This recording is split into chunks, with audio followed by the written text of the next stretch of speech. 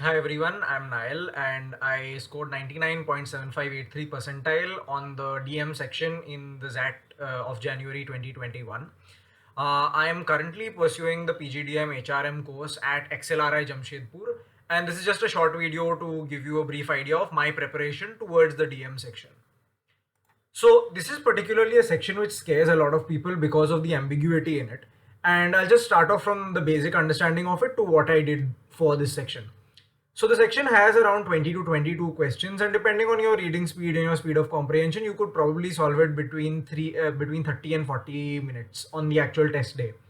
Now, the question types for this also are usually seen of three different types. You'll see individual standalone questions, you'll see caselets with 2 or 3 questions. When I say caselets, I'm just talking about, say, your regular RCs, it's nothing to get flustered by.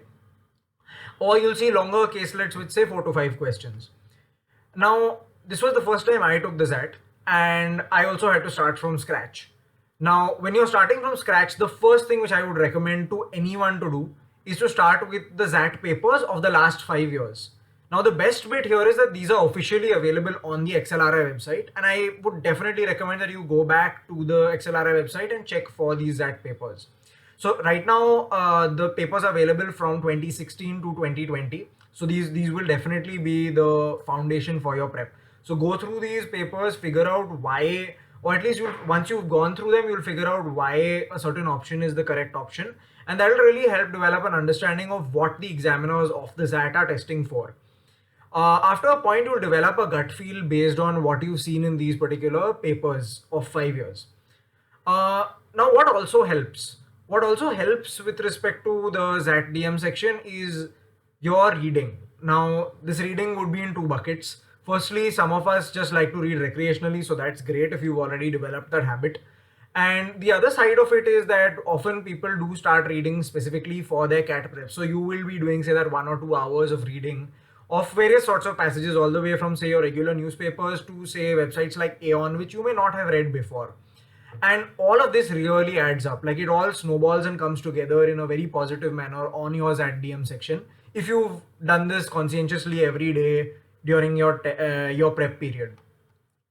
Now, there's one more aspect. So the thing is, with respect to the ZAT, because it's a section which no one can really predict, you will have a lot of testing agencies which will be creating mocks out there, and you may not necessarily score amazingly well on these mocks.